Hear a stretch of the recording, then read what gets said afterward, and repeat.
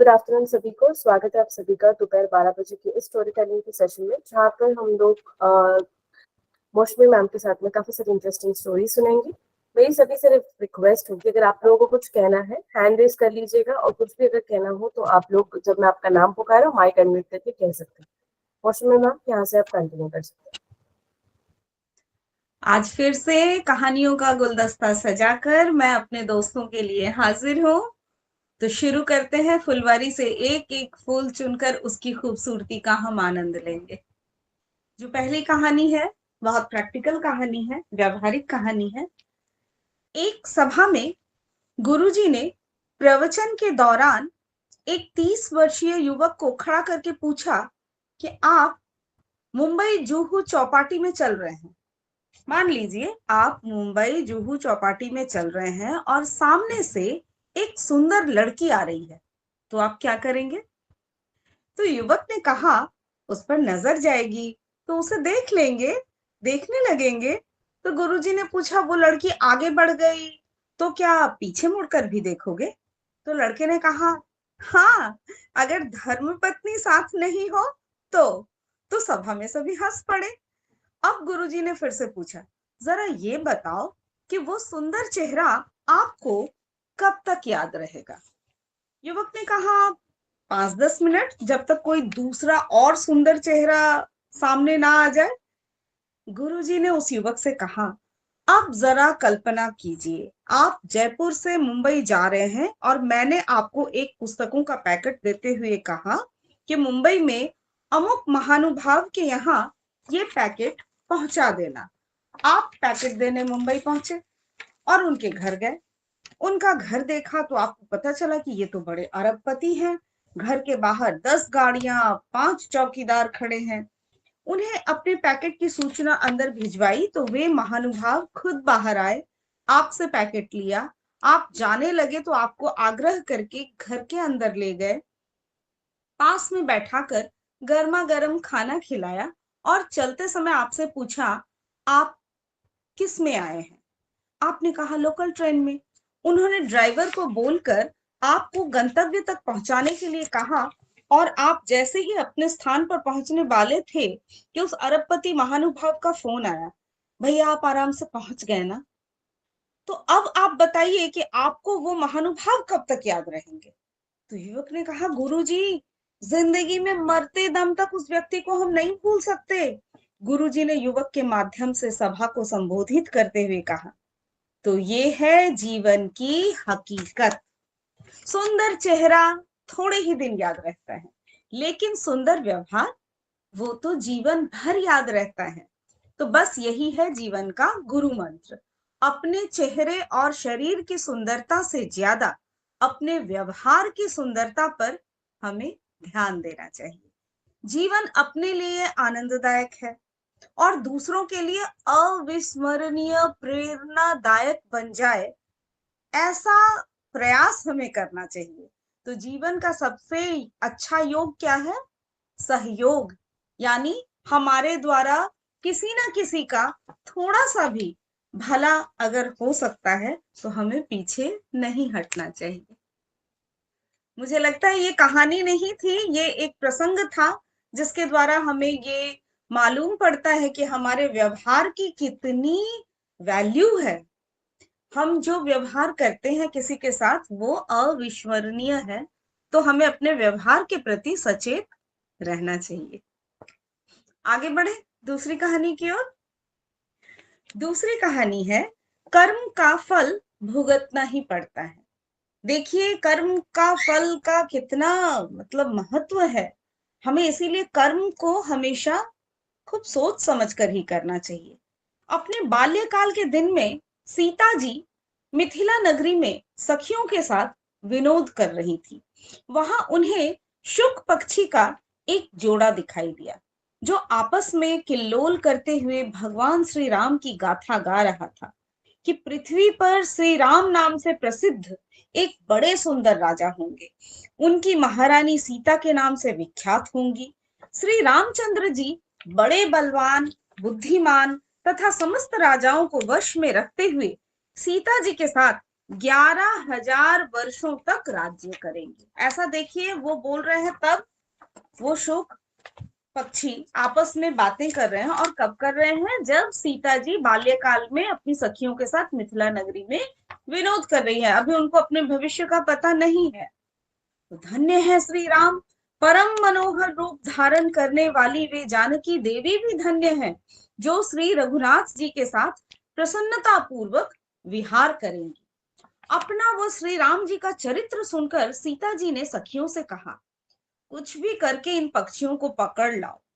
उन दिनों मनुष्य संकल्प करके कभी कभी पशु पक्षियों की भाषा समझ लेते थे और उनको समझा भी देते थे। तो इसलिए संदेह नहीं करना चाहिए कि शुक शुकी की बात सीता जी कैसे समझ गई।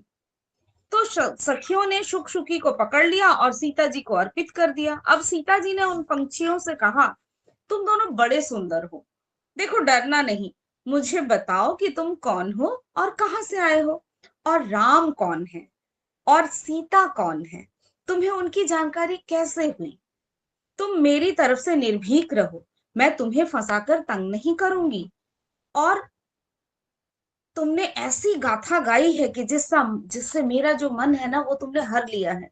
तो सीता जी के इस प्रकार प्रेम पूर्वक पूछने पर उन्होंने कहा कि देवी, हम महर्षि वाल्मीकि के आश्रम में रहते हैं और वे त्रिकाल ज्ञानी हैं। उन्होंने रामायण नामक एक ग्रंथ बनाया है और उसकी कथा मन को बड़ी प्रिय लगती है। तो अपने पर अन्याय होने पर भी दूसरों पर अन्याय न करने वाले श्री राम जी की लीला एवं समता के विषय में सुनते सुनते हमारा चित्त बड़ा प्रसन्न होता है। इसलिए हम आपस में उसी की चर्चा करते रहते हैं। आप भी ध्यान पूर्वक सुनिए। तो भगवान विष्णु अपने तेज से 4 अंश में प्रकट होंगे। राम, लक्ष्मण, भरत और शत्रुघ्न के रूप में वे अवधपुरी में अवतरित होंगे। भगवान श्री राम महर्षि विश्वामित्र के साथ मिथिला पधारेंगे।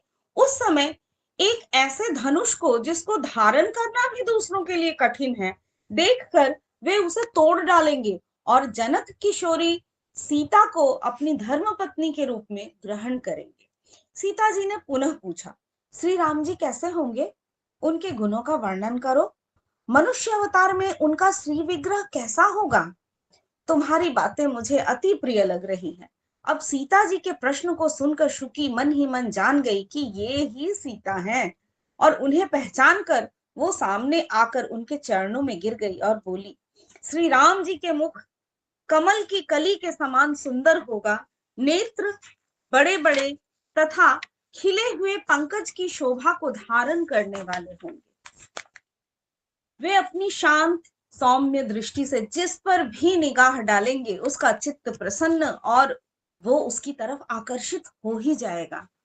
श्री राम जी सब प्रकार के ऐश्वर्यमय गुणों से युक्त होंगे, परंतु सुंदरी आप कौन हो? मालूम होता है आप ही जानकी जी हो, इसीलिए अपने पति के सौंदर्य, शूरवीरता और यशोगान का बार बार श्रवण करना आपको अच्छा लग रहा है।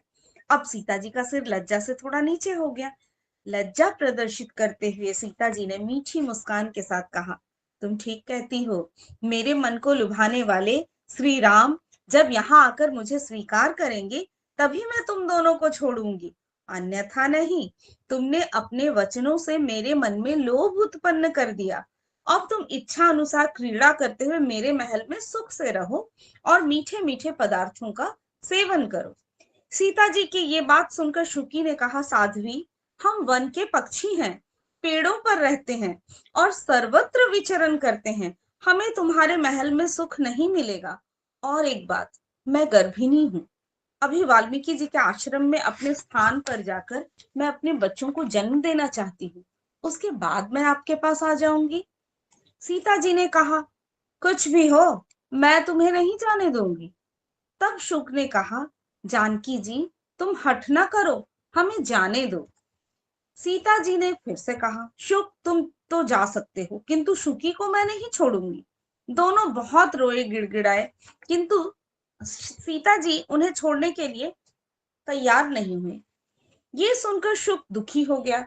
उसने करुणा युक्त वाणी में कहा, योगी लोग जो कहते हैं ना, वो ठीक ही कहते हैं कि किसी से ना कुछ भी कहना नहीं चाहिए, मौन होकर ही रहने में भलाई है, नहीं तो उन्मत्त वाणी और ये वचन रूपी दोष के कारण ही बंधन में पड़ना पड़ता है। यदि हम इस पर्वत पर बैठकर वार्तालाप ना कर रहे होते तो हमें ये बंधन प्राप्त नहीं होता, इसलिए मौन ही रहना चाहिए था।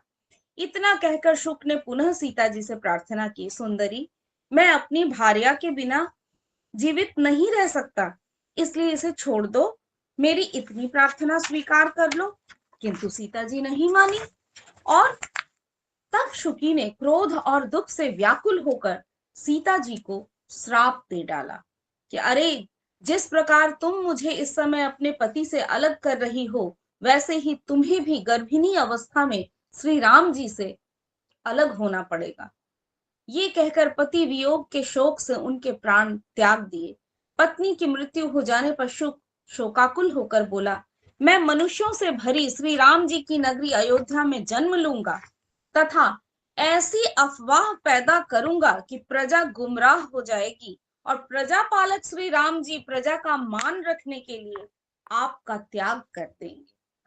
क्रोध और सीता जी का अपमान करने के कारण शुक का धोबी के घर में जन्म हुआ।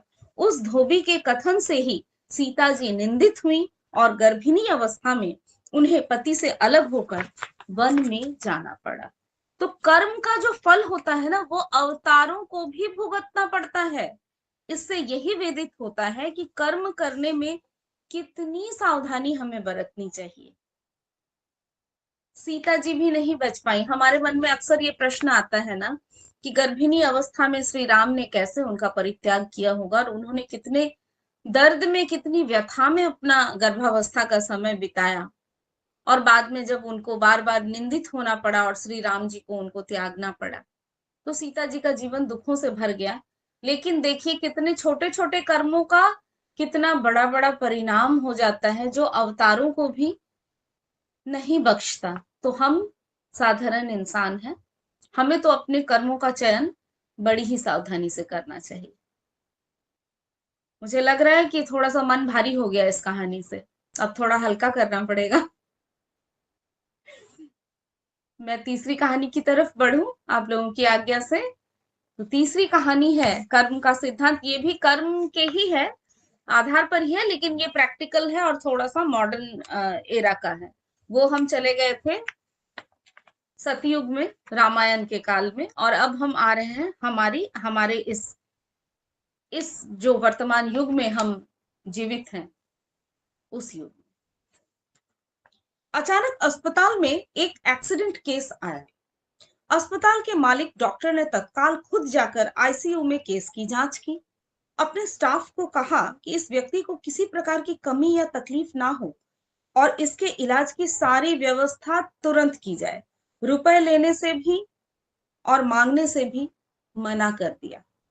15 दिन तक मरीज अस्पताल में रहा। जब बिल्कुल ठीक हो गया और उसको डिस्चार्ज करने का दिन आया, तो उस मरीज का बिल अस्पताल के मालिक और डॉक्टर की टेबल पर आया। डॉक्टर ने अपने अकाउंट मैनेजर को बुला करके कहा कि इस व्यक्ति से एक भी पैसा नहीं लिया जाएगा। अब अकाउंटेंट मैनेजर ने कहा कि डॉक्टर साहब, 3 लाख का बिल है, नहीं लेंगे तो कैसे काम चलेगा। डॉक्टर ने कहा कि 10 लाख का भी क्यों ना हो, एक पैसा भी नहीं लेना है। और ऐसा करो, तुम उस मरीज को लेकर मेरे चेंबर में आओ और तुम भी साथ में जरूर आना।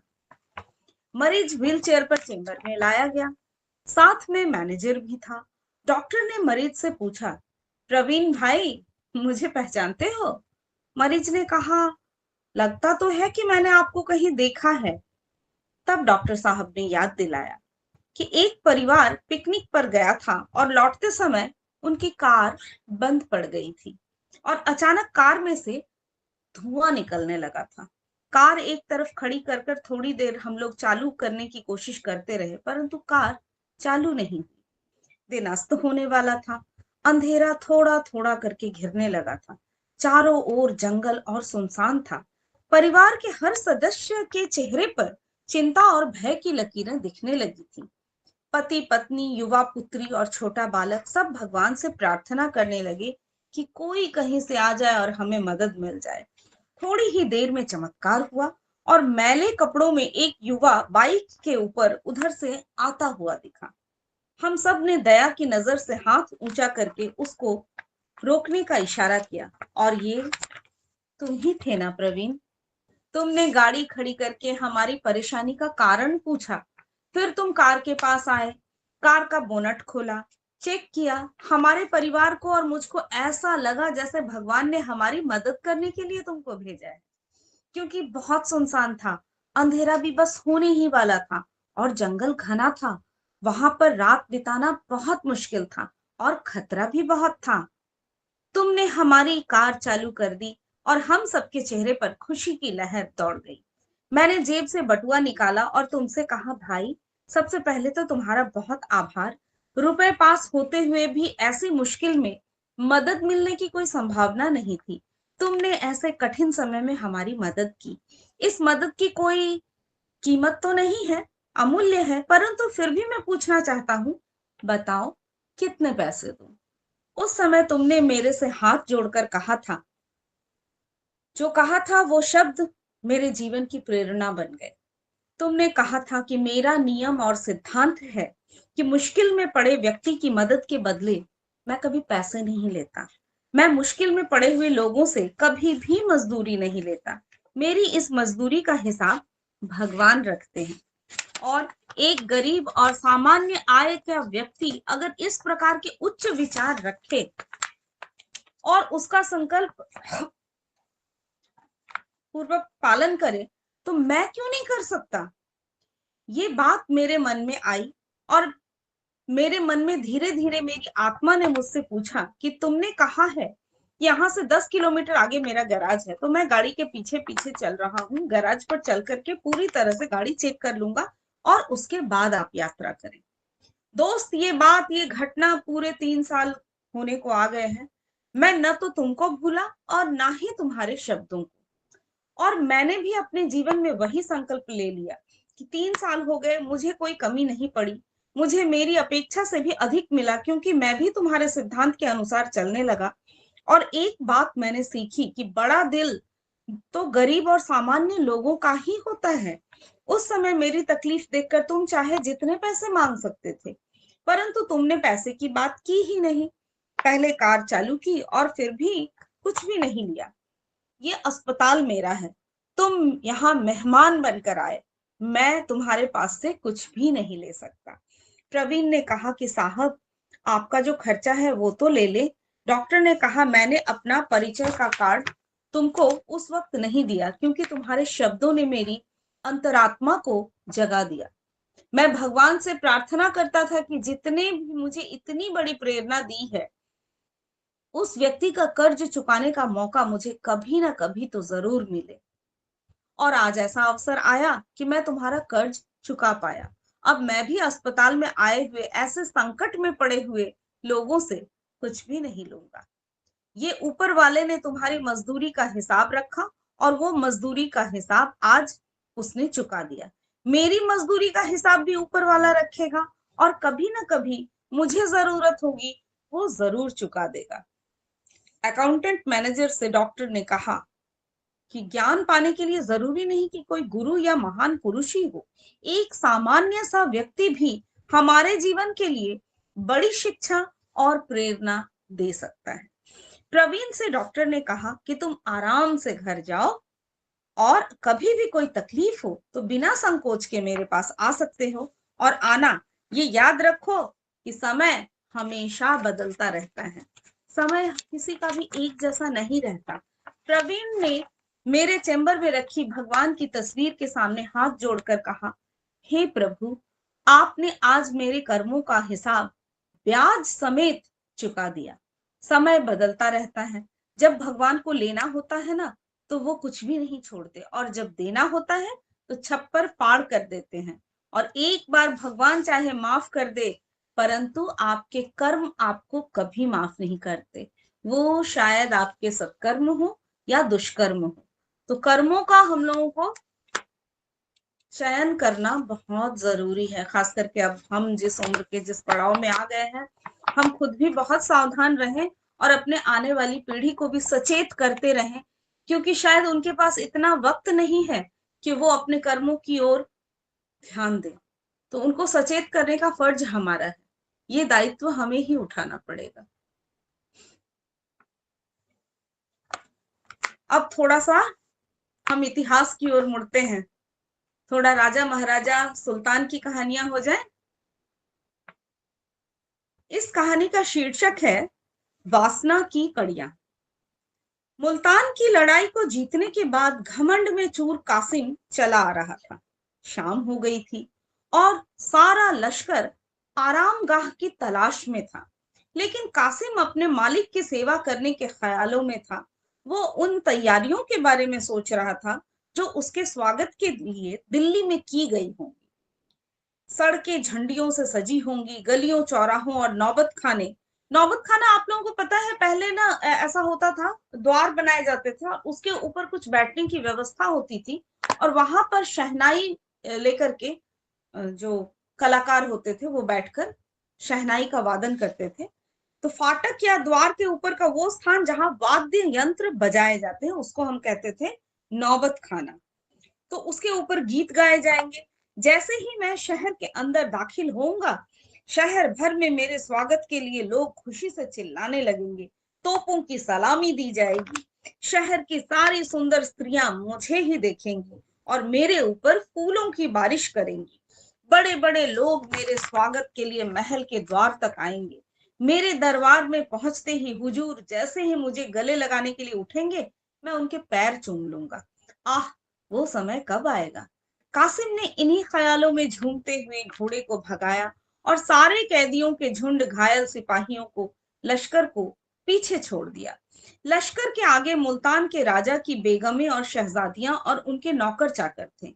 उन सवारियों के आगे और पीछे हथियार बंद ख्वाजा सहराओं का एक बड़ा दल था। कासिम अपनी धुन में घोड़े को आगे बढ़ाए जा रहा था। तभी अचानक उसने एक सजी हुई पालकी में से दो आंखों को बाहर झांकते हुए देखा। कासिम दो पल के लिए चौंक सा गया। उसे अपने दिल में एक कपकपी सी महसूस हुई। वो नजरें कासिम के दिल के किसी एक कोने में घर कर गईं। उसके सामने वो दोनों आंखें घूम रही थी। उसके दिल में एक मीठी मीठी सी चुभन, एक बेसुधी सी होने लगी। उसको रोने का मन कर रहा था। उसके दिल में दर्द का एहसास जाग गया था, जो प्यार की पहली मंजिल होती है। थोड़ी देर बाद कासिम ने हुक्म दिया, आज हमारा यही ठहराव होगा। आधी रात गुजर चुकी थी और लगभग सारे लश्कर के आदमी गहरी नींद में सो गए थे।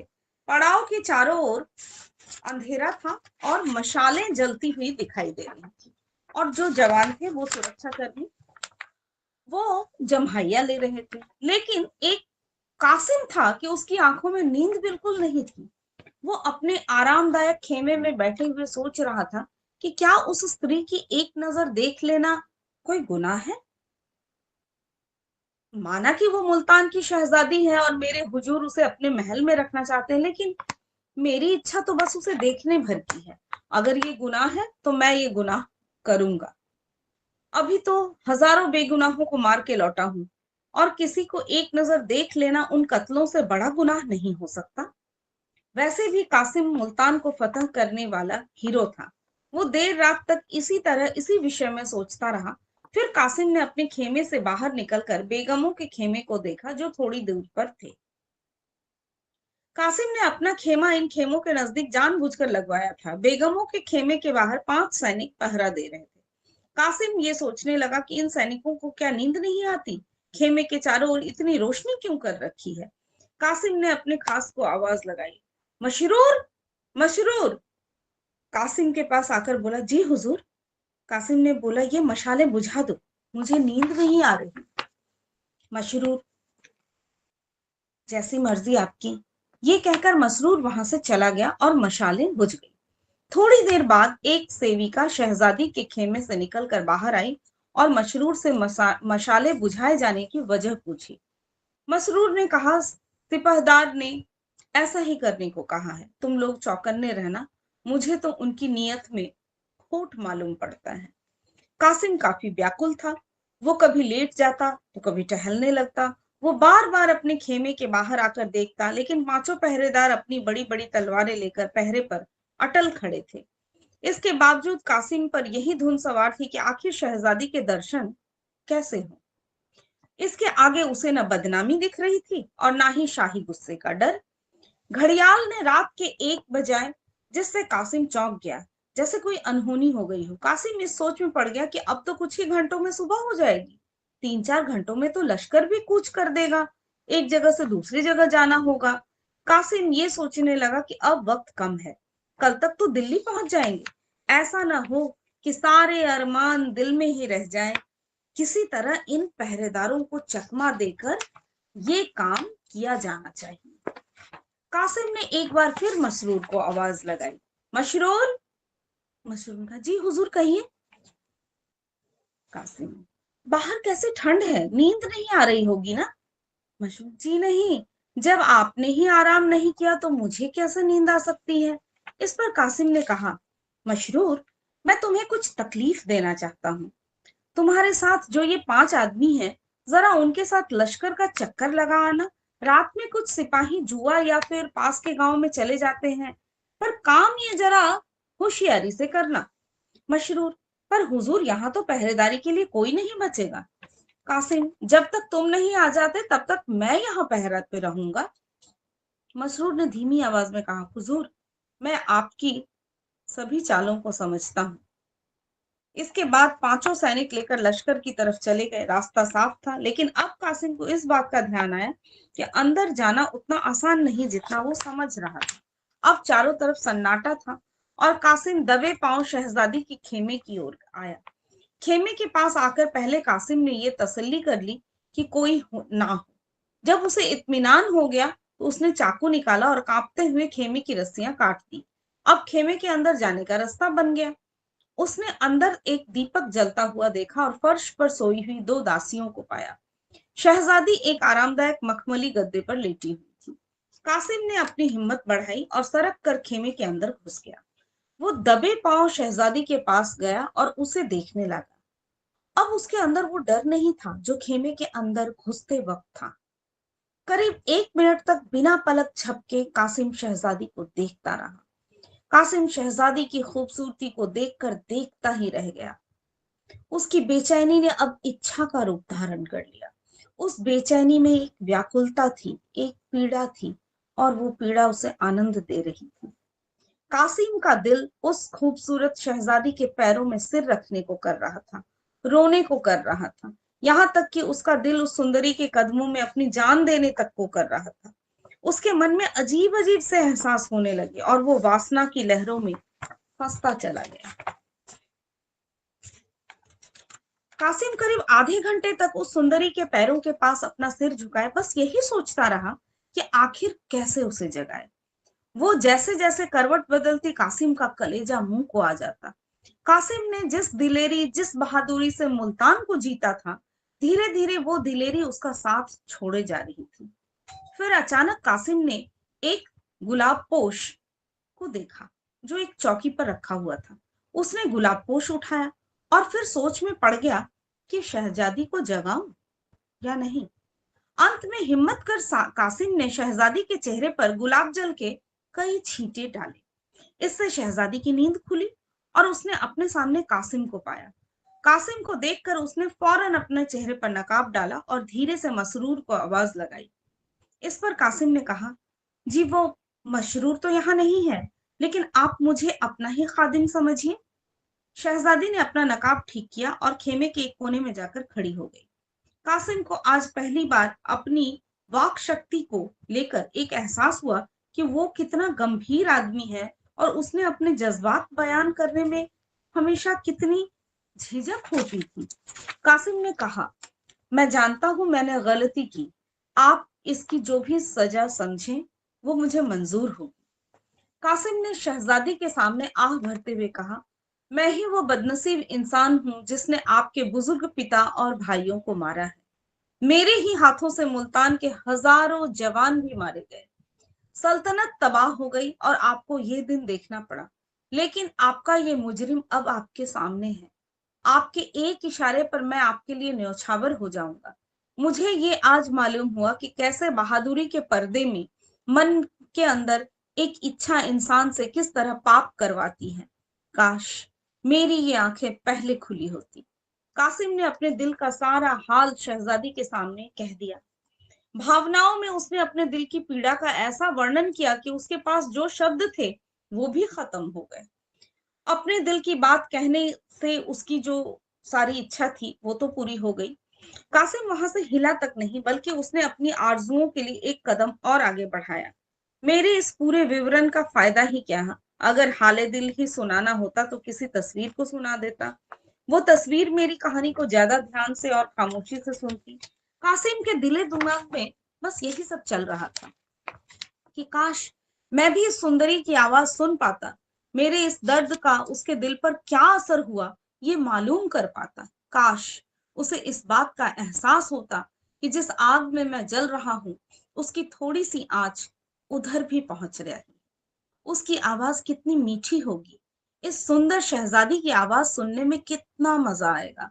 अगर कहीं वो भी मुझसे प्यार करती होगी तो फिर मुझसे खुशनसीब इस दुनिया में और कोई ना होगा। इन्हीं ख्यालों में कासिम दिल ही दिल में खुश हुए जा रहा था। इन सब के बीच कासिम को दासियों के जागने और मसरूर के वापस आ जाने की धक धक लगी हुई थी। कासिम ने कहा, ए हुस्न की मलिका, ए खादिम, आपकी कृपा का अधिकार रखता है, इस पर कुछ रहम करेंगी आप? इस पर शहजादी ने नकाब के अंदर से ही कहा, जो खुद रहम पाने का अधिकारी हो वो दूसरों पर क्या रहम करेगा? मैं तो वो पंछी हूं जिसके न बोल हैं और ना ही पर। शहजादी ने कहा, मुझे मालूम है कल शाम को मैं उस जालिम बादशाह के आगे हाथ बांधे खड़ी रहूंगी। कौन शख्स ऐसे जिंदगी की इच्छा रखेगा? आगे शहजादी ने आह भरते हुए कहा कि मुल्तान की शहजादी एक जालिम और पापी इंसान की वासना का शिकार होने को मजबूर है। आप मुझे मेरे हाल पर छोड़ दीजिए। मैं तो हूं ही बदनसीब। ऐसा ना हो कि आपको भी मेरे साथ साथ शाही गुस्से का शिकार बनना पड़े। दिल में तो बहुत बातें हैं, पर क्यों कहूं? उससे क्या ही हासिल हो जाएगा? आप बहादुर भी हैं और आप में खुददारी भी है। खुदा आपको बरकत दे। मुझे आपसे कोई शिकायत नहीं है। मुझे आज मालूम हुआ कि मोहब्बत कितनी पाक है, जो उस दामन में भी मुंह छुपाने से परहेज नहीं करती जो मेरे अपनों के खून से सना पड़ा है। आपसे मेरी बस यही विनती है कि आप इस गरीब को भूल मत जाना। ये पल मेरे दिल में हमेशा एक मीठी याद बनकर रहेगा। उस कैद में यही सपना मेरे दिल को सुकून दिया करेगा कि अब आप इस सपने को तोड़िए मत और खुदा के वास्ते यहाँ से चले जाइए। इससे पहले कि मसरूर आ जाए, वो बड़ा ही जालिम किस्म का है। मुझे तो ये आशंका है कि उसने आपको धोखा दिया है।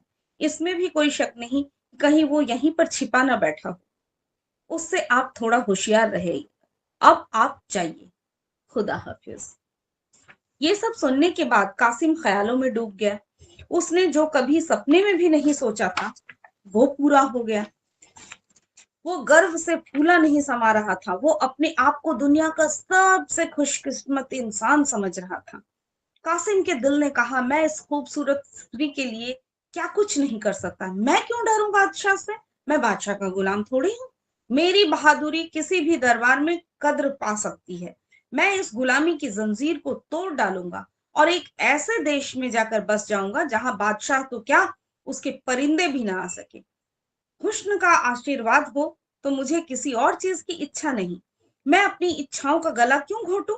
इन्हीं विचारों को मन में सोचते हुए कासिम ने तलवार निकाली और बोला, जब तक मुझ में दम है तब तक आपकी ओर कोई आंख उठाकर भी नहीं देख सकता, चाहे फिर वो बादशाह ही क्यों ना हो। मैं दिल्ली के हर कूचे में खून की नदियां बहा दूंगा, पूरी सल्तनत तबाह कर दूंगा। अगर कुछ नहीं कर पाया तो मर मिटूंगा, पर आपका अपमान होते हुए मैं नहीं देखूंगा। शहजादी धीरे धीरे कासिम के करीब आई और बोली, आप पर पूरा भरोसा है मुझे। आपको मेरे लिए थोड़ा तो सब्र करना होगा। आपकी खातिर हर तरफ की तकलीफ सह लूंगी। आपका प्यार ही मेरी हिम्मत बनेगा। इस बात का तो यकीन है कि आप मुझे अपना समझते हैं और मेरा सहारा बनेंगे। न जाने तकदीर हमें फिर मिलाए या ना मिलाए। इस पर कासिम ने अकड़ते हुए कहा, हम लोग दिल्ली जाएं ही क्यों, भरतपुर जा सकते हैं। शहजादी ने कहा, पर हिंदुस्तान से बाहर थोड़े ना जा सकते। जंगलों और वीराने में जिंदगी चैन से नहीं बीतेगी। आप असलियत से मुंह ना मोड़िए। माना खुदा ने आपको बहादुरी बख्शी है, पर तेगे इस्तफानी भी तो पहाड़ से टकराएगी तो टूट ही जाएगी। शहजादी की बात सुनकर कासिम का जोश थोड़ा सा ठंडा हो गया। कल्पना की दुनिया का जो भ्रम उसकी आंखों पर था वो हट गया। उसे अपनी बेबसी साफ साफ दिखाई देने लगी। कासिम बोला, अगर आपको मेरे साथ जंगलों में जिंदगी बितानी पड़े तो क्या मोहब्बत में तो दुनिया की नेमतें भी फीकी लगती हैं। इस पर शहजादी ने कहा, पर मुझे ये मंजूर नहीं कि अपनी भलाई के लिए मैं आपकी जान खतरे में डालूं। खुदा वो दिन कभी न लाए जिससे कि आपका बाल भी बांका हो।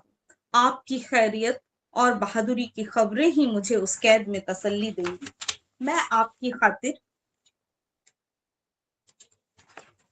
वो सब सह लूंगी, ताकि अगर कभी मौका मिले तो आपसे दो चार बातें कर सकूं। ये सब सुनने के बाद भी कासिम वहां से हिला तक नहीं। उसकी इच्छाएं और उम्मीद बढ़कर और भी पूरी हुई जा रही थी। उसने सोचा कि अगर मोहब्बत की ये बहार चंद लम्हों की मेहमान है, तो फिर उन लम्हों को आगे का सोचकर बर्बाद क्यों करना। अगर तकदीर में इस हुस्न की मलिका को पाना नहीं लिखा है, तो फिर यह मौका क्यों हाथ से जाने दो। कौन जाने मुलाकात का मौका फिर मिले या ना मिले।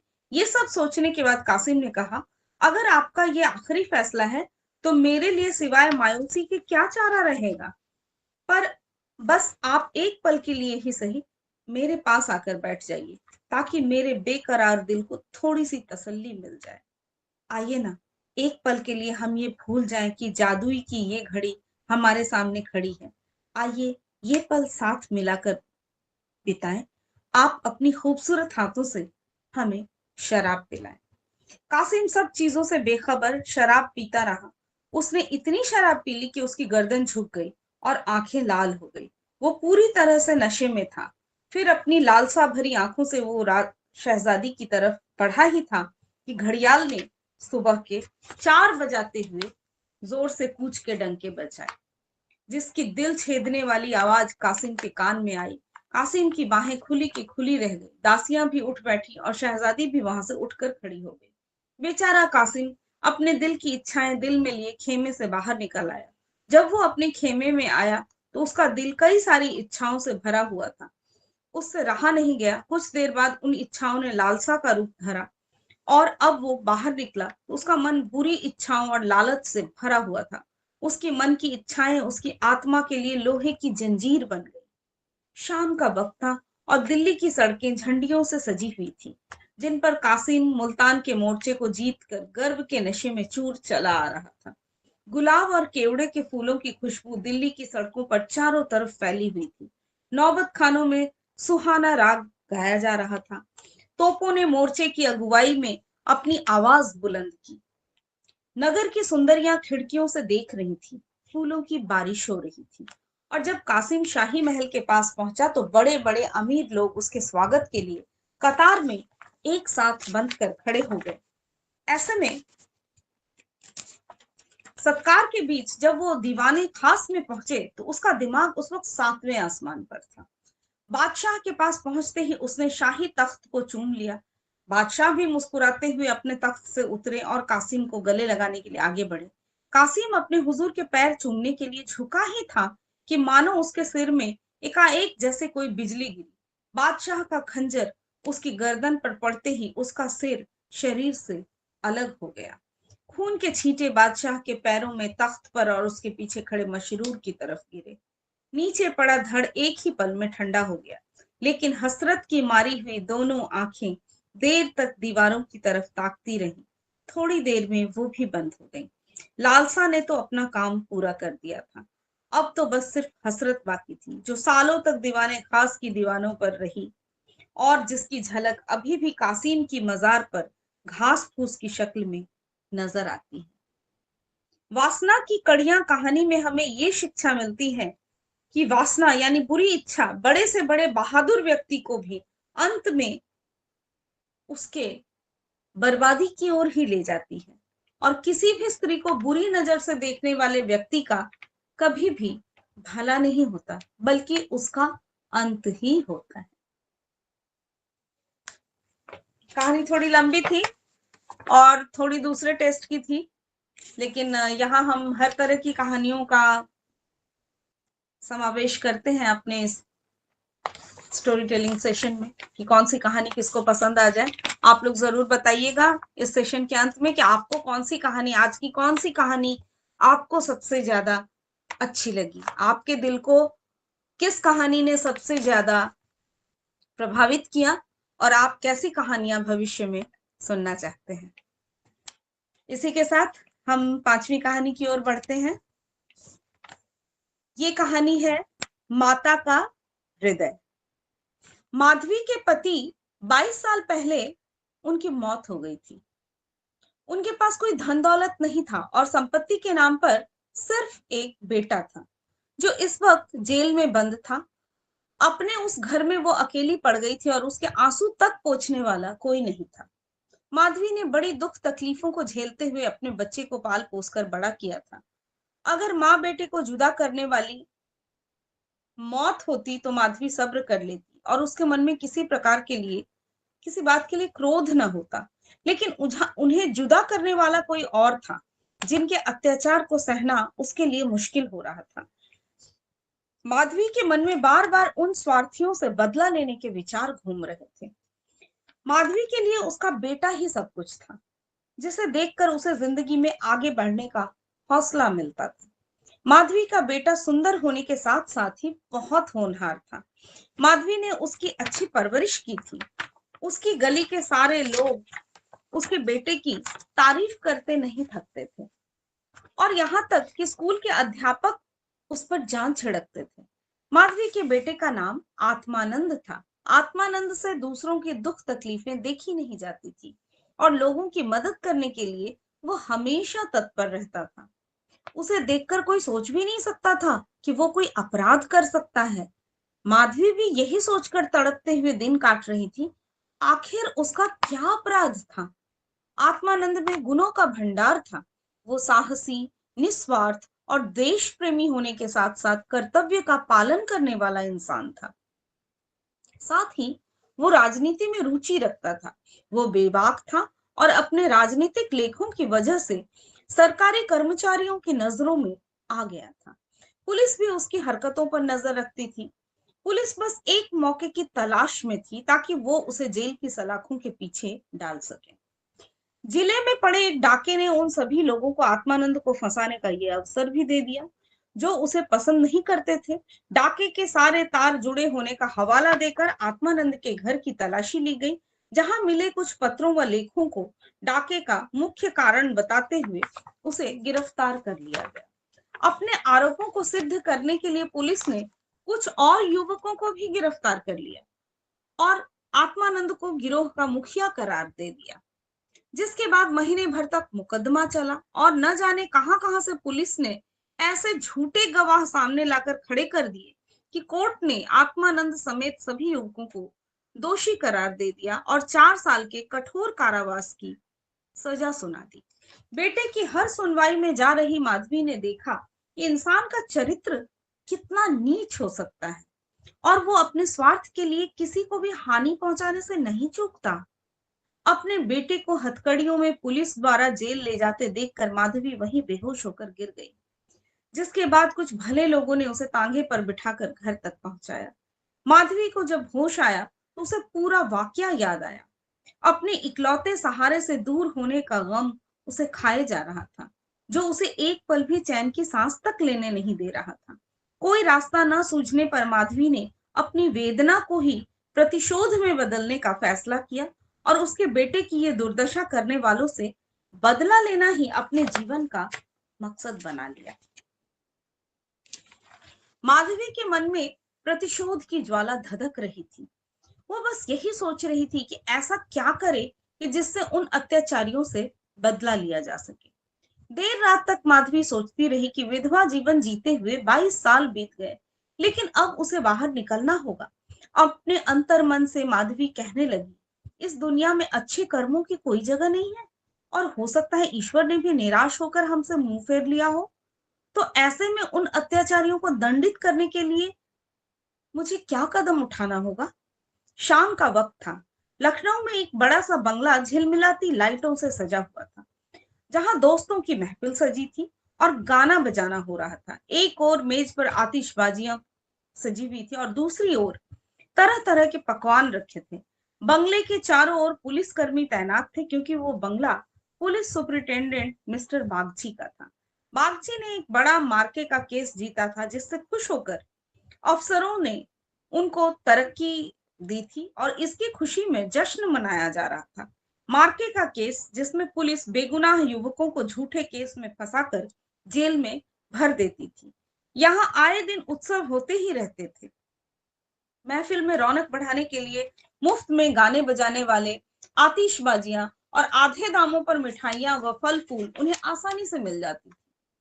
दौड़ धूप करने के लिए सिपाहियों की एक टुकड़ी हर वक्त उनके घर पर तैनात रहती थी। महफिल में गाने बजाने का कार्यक्रम समाप्त होने के बाद मेहमान अब भोजन करने वाले थे। दुकान से दावत का सामान ढोने वाले मजदूर उन्हें कोसते हुए वहां से चले जा रहे थे। बस बाकी बचे मजदूर के साथ एक बूढ़ी औरत वहां काम कर रही थी। वो बूढ़ी औरत चेहरे पर हल्की मुस्कान लिए अपने काम में मगन थी। वो महिला और कोई नहीं बल्कि माधवी थी, जो बदला लेने के लिए मजदूर बनकर काम कर रही थी। महफिल खत्म होते होते सभी मेहमान जा चुके थे। अब इक्के दुक्के मजदूर ही बचे हुए खाना समेट रहे थे। माधवी एक कोने में चुपचाप बैठी हुई एक टक सभी को देख रही थी। सहसा मिस्टर बागची की नजर माधवी पर पड़ी तो वो उसके पास पहुंचे और बोले, तुम अब तक यहाँ क्या कर रही हो? कुछ खाने के लिए मिला या नहीं? माधवी ने नजर उठाकर बागची को देखकर कहा, साहब, खाना तो मिल गया, लेकिन मेरे पास जाने के लिए कोई जगह नहीं है। अगर आपको इतराज ना हो तो मुझे यहीं एक कोने में पड़े रहने दीजिए। माधवी की बात सुनकर बागची ने कहा, नौकरी कर लेगी बंगले में? बच्चे को पालना आता है क्या? बागची की बात सुनकर माधवी ने तपाक से कहा, जी साहब, बच्चों को अच्छे से खिलाना जानती हूँ। इसके अलावा घर के छोटे बड़े सभी काम कर सकती हूँ। बस मुझे एक मौका दे दीजिए। माधवी की ओर ध्यान से देखते हुए बागची ने कहा, ठीक है, तुम आज से ही काम शुरू कर दो फिर। माधवी को बागची के बंगले में काम करते हुए 1 महीने से अधिक हो गया था। माधवी अपने काम में इतनी निपुण थी कि उससे पूरा घर खुश था। बागची की पत्नी का स्वभाव चिड़चिड़ा था और वो आलस, वो अपनी खराब सेहत के चलते दिन भर बिस्तर पर या सोफे पर पड़ी रहती और नौकरों पर चिल्लाती रहती। उसके स्वभाव के कारण बच्चे का ध्यान रखने वाली आया ज्यादा दिन तक टिक नहीं पाती थी। माधवी उसकी जली कटी बातें सुनकर भी चुपचाप अपने काम में लगी रहती, इसलिए बागची की पत्नी को उससे कुछ खास शिकायतें नहीं थी। उसने बच्चे की देखभाल की जिम्मेदारी भी माधवी को ही दे दी थी। बागची और उनकी पत्नी को इससे पहले भी कई बच्चे हुए थे, लेकिन अज्ञात कारणों से उनका एक भी बच्चा कुछ महीने या साल भर से ज्यादा जीवित नहीं रहा। इसलिए इस बच्चे पर दोनों माँ बाप की जैसे जान बसती थी। पढ़े लिखे होने के बावजूद दोनों अपने बच्चे की सुरक्षा के लिए टोना टोटका जंतर मंतर अपनाने से भी परहेज नहीं करते थे। बच्चा माधवी के पास से ज्यादा समय बिताता, इस वजह से माधवी से काफी ज्यादा घुल मिल गया था। अगर माधवी कुछ देर के लिए भी उसकी नजरों से दूर हो जाती तो बच्चा जोर जोर से रोने लगता। बच्चा माधवी को ही अपनी माँ समझता और वो साथ में खेलता ही रहता। वो दूध पिलाती तो पीता, वो सुलाती तो उसे नींद आती। अपने पिता को तो बच्चा जैसे कोई अजनबी समझता और माँ उस पर ध्यान ही नहीं देती थी। माधवी को लगा था कि बड़े घर में काम करने से तनख्वाह अच्छी खासी मिल जाएगी, जिससे महीने का खर्च पूरा हो जाएगा, लेकिन यहाँ तो नौकरों से हर एक पैसे का हिसाब लिया जाता है। एक दिन बच्चे को गोद में उठाए माधवी ने मालकिन से कहा कि बच्चे के लिए कोई खिलौना गाड़ी मंगवा दे तो अच्छा होता। माधवी की बात सुनकर मिसेस बागची ने कुंठित स्वर में कहा, कहाँ से मंगवाऊं इसके लिए खिलौना गाड़ी? हाथ में रुपए भी तो होने चाहिए। इसके खिलौना 10-20 रुपए में आएगा तो इतने रुपए कहाँ हैं हमारे पास? माधवी ने मिसेस बागची को गौर से देखते हुए कहा, मालकिन, खिलौना ही तो है। माधवी की बात सुनकर मिसेस बागची ने कहा, अब तुमसे क्या छुपाना? दरअसल तुम्हारे मालिक की पहली पत्नी से 5 बेटियां हैं, जो इलाहाबाद के एक स्कूल में पढ़ रही हैं। पांचों कुंवारी हैं और उनकी पढ़ाई लिखाई और दूसरे खर्चों में इनका आधा वेतन चला जाता है। ऊपर से लड़कियों की शादी करवाने के लिए कम से कम 25,000 रुपए तो लगेंगे। अब ये जो 25,000 रुपए में बेटियों की शादी की बात हो रही है, ये वो जमाने की बात है जब हमारा देश शायद आजाद नहीं था, क्योंकि अब तो 25,000 का कोई मूल्य नहीं है, अब तो 25 लाख भी कम पड़ते हैं। तो ये कहानी में है, इसलिए मैं बोल रही हूँ, आप लोग इसको समझ लीजिएगा कि अब कहाँ से लाए इतने पैसे। मिसेस बागची की बातें सुनकर माधवी बोल पड़ी, मालिक को घूस भी तो नहीं मिलती। और माधवी ये कहकर चुप हो गई। मिसेस बागची ने गहरी सांस भरते हुए कहा, ऐसी कमाई में बिल्कुल बरकत नहीं होती। काली कमाई का पैसा एक हाथ आता है, दूसरे हाथ से चला जाता है। जैसे जैसे दिन बीतते जा रहे थे, माधवी के मन में उस बच्चे के लिए स्नेह और भी बढ़ता जा रहा था। कभी कभी बदला लेने की बात याद आती तो वो क्रोध से भर जाती और फिर बच्चे को देखकर शांत हो जाती। वहां रहते हुए माधवी मिस्टर बागची के परिवार का जो भी स्थिति उनकी थी उससे वाकिफ भी होने लगी थी, और कई बार तो वो अपना दर्द भूलकर उनके परिवार के लिए चिंतित हो जाती और उसका मन दया से भर जाता। माधवी सोचती रहती, मालिक आखिर 5 बेटियों की शादी कैसे कराएंगे? ऊपर से पत्नी बीमार रहती है, बच्चा छोटा है, जरूर उनके परिवार पर अभिशाप है, वरना इतना सब होने के बावजूद कौन दुखी रहता है? कमजोर बच्चों के लिए बरसात तो बीमारियां लेकर आती ही है। बरसात में उन्हें अक्सर खांसी, जुकाम और बुखार घेर लेता है। ऐसी ही बरसात में माधवी एक दिन किसी काम से अपने घर चली गई। पीछे से बच्चे ने रो रो कर पूरा घर सिर पर उठा लिया। कुछ देर गोद में उठाने के बाद मिसेस बागची ने एक नौकर को उसे टहलाने के लिए सौंप दिया। कुछ देर आंगन में घुमाने के बाद नौकर ने बच्चे को हरी घास पर बैठा दिया। बारिश के पानी से जमीन गीली थी और बच्चा ऐसे ही कई घंटों तक पानी में खेलता रहा। वो नौकर दूसरे नौकरों के साथ गप्पे हाँकने में व्यस्त हो गया। काफी देर बाद जब नौकर को ध्यान आया तो वो बच्चे को फटाफट भीतर ले गया और उसके कपड़े बदलवाए। शाम होते ही जुकाम ने बच्चे की नाक बहने लगी और खांसी से गले से आवाज आने लगी। देर शाम तक जब माधवी बंगले में नहीं पहुंची तो मिसेस बागची का कलेजा मुंह को आ गया और वो माधवी को बुलाने के लिए दूसरे नौकर को भेजती हैं। और माधवी जब बंगले पर पहुंची तो बच्चे की हालत को देखकर उसका कलेजा फटने लगा। वो बच्चे को लेकर तुरंत मालकिन के पास पहुंची और बोली कि देखो जरा बच्चे का क्या हाल हो गया है, कहीं इसे सर्दी तो नहीं लग गई। बच्चे की हालत देखकर मालकिन भी हक्की बक्की रह गई, क्योंकि ऐसा मंजर पहले कभी नहीं देखा था। मिसेस बागची ने तुरंत नौकरों के अलावा अलाव जलाने को कहा। मिसेस बागची और माधवी दोनों पूरी रात बच्चे को ठीक करने में जुटे रहे। दोनों की आंखों से नींद जैसे कोसों दूर थी। ऐसे में सवेरा कब हो गया दोनों को पता ही न चला। मिस्टर बागची को जैसे ही बच्चे के बीमार होने की खबर मिली, वो डॉक्टर को लेकर सीधे घर पहुंचे। 3 दिन में बच्चे की हालत में सुधार आने लगा, लेकिन वो काफी कमजोर हो गया था।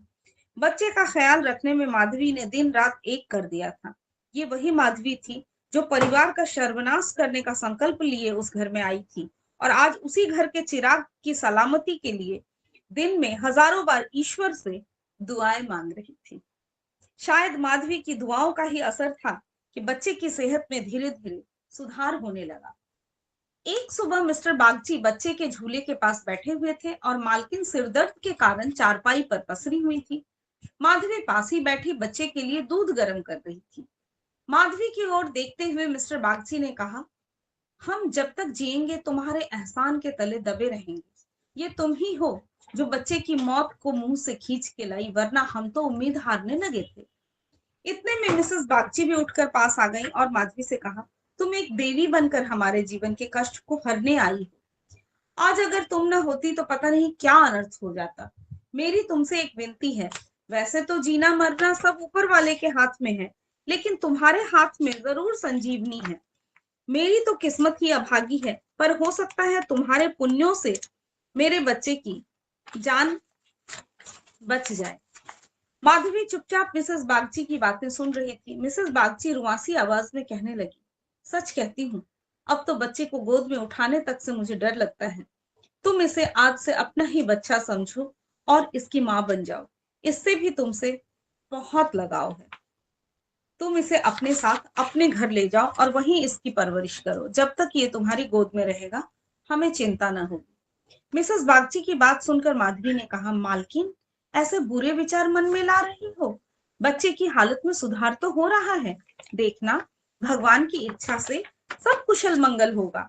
इतने में मिस्टर बागची बोल पड़े, नहीं बूढ़ी माँ, मेरा दिमाग भले ही इन बातों को ढकोसला करार देता हूँ, लेकिन मन का एक कोना इस बात पर विश्वास करना चाहता है कि मेरी अपनी माँ ने मुझे पैदा होते ही एक धोबिन को बेच दिया था, क्योंकि मुझसे पहले मेरे 3 बड़े भाइयों की मौत हो चुकी थी। इसलिए मेरी जान बचाने के लिए उन्हें जो उचित लगा उन्होंने किया। अब बारी हमारी है। हमसे जो बन पड़ेगा हम करेंगे। तुम इसे आज से अपना ही बेटा मानो और इसे साथ ले जाओ। हमें जब भी इससे मिलने का मन होगा चले आएंगे, और खर्च की चिंता न करना, इसकी पूरी परवरिश का खर्चा हम समय समय पर तुम्हें भेजते रहेंगे। मिस्टर बागची ने कहा, मैं जिस पेशे में हूं, मुझे न चाहते हुए भी कई कुकर्म करने पड़ते हैं। झूठी शहादतें बनाकर निर्दोषों को फंसाना पड़ता है। उनकी और उनके परिवार की न जाने कितनी बद्दुआएं मेरे सिर पर हैं। मैं जानता हूं कि बुराई का फल कभी अच्छा नहीं हो सकता, लेकिन मैं लोभ में ही आ जाता हूं। अगर मैं ये सब ना करूं तो नालायक करार देकर निकाल दिया जाऊंगा। अंग्रेजों को यहाँ 100 खून भी माफ होते हैं, लेकिन हम हिंदुस्तानियों की एक भी गलती हमें भारी पड़ जाती है। इसलिए मेरी विनती है कि हमारे बेटे को तुम स्वीकार कर लो। माधवी को भी उस बच्चे से बेहद लगाव था, इसलिए वो खुशी खुशी मान गई। गदगद होते हुए माधवी ने कहा, आप दोनों की अगर यही इच्छा है तो मैं बच्चे को अपनाने के लिए तैयार हूँ। मुझसे जो भी बन पड़ेगा मैं करूंगी। मेरी भगवान से बस यही दुआ है कि हमारे बच्चे को वो अमर करे। बड़ी देर से बच्चा आराम से झूले में सो रहा था। चादर से उसका मुंह ढका हुआ था। माधवी ने दूध गर्म कर बच्चे को पिलाने के लिए जैसे ही उसके मुंह से चादर हटाया, उसके मुंह से जोर से चीख निकल गई। बच्चे का पूरा शरीर पूरी तरह ठंडा हो चुका था और चेहरा पीला पड़ा हुआ था। माधवी ने जल्दी से बच्चे को गोद में उठाकर सीने से चिपका लिया और जोर जोर से रोने लगी। बालक सभी को छोड़कर भगवान के पास जा चुका था। दिन भर पूरे घर में मातम पसरा रहा और रोने की चीख पुकारों से जैसे पूरा घर कौंध रहा। मिस्टर बागची और उनकी पत्नी का भी रो रोकर बुरा हाल था। माधवी, जो खुद बच्चे को खोने के दर्द से तड़प रही थी, उन दोनों को सांत्वना दे रही थी। माधवी उनसे कह रही थी कि अगर आपके बस में होता तो अपने प्राण देकर भी बालक को मैं बचा लेती, लेकिन ऐसा संभव नहीं है। माधवी, जो अपना बदला लेने आई थी, ममता के बंधन में बंधकर स्वयं दुख लेकर जा रही है। सच कहते हैं कि माँ का दिल दया का सागर होता है, और माँ वो देवी है जिसकी निर्मलता को कोई भी मैला नहीं कर सकता। कहानी से हमें एक सीख भी मिली। माँ की ममता का पूरी दुनिया में कोई मोल नहीं। माँ अपने बच्चों की तड़प नहीं देख सकती, और बच्चे की ममता के आगे वो अपना सारा क्रोध भी भूल जाती है। वही ये कहानी ये भी सीख देती है कि इंसान को कभी लालच नहीं करना चाहिए और किसी को दुख नहीं देना चाहिए।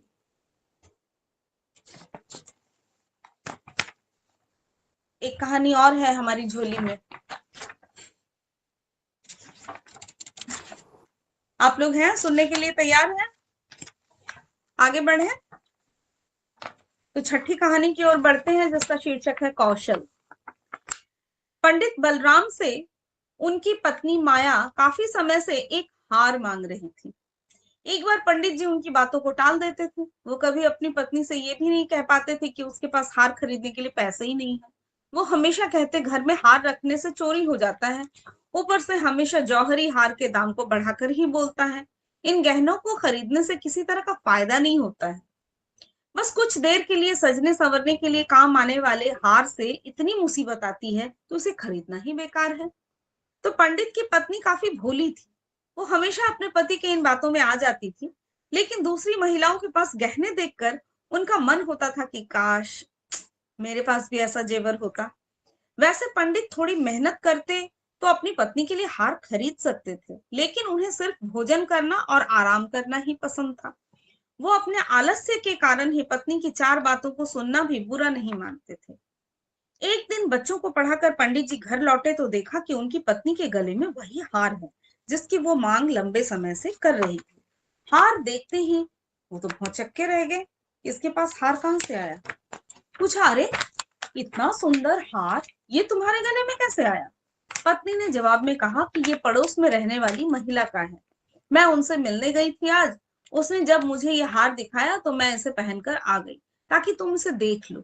मुझे बस एक ऐसा ही हार बनवा दो। पंडित जी बोले, पगले, तुम किसी दूसरे का गहना मांग कर ले आई हो?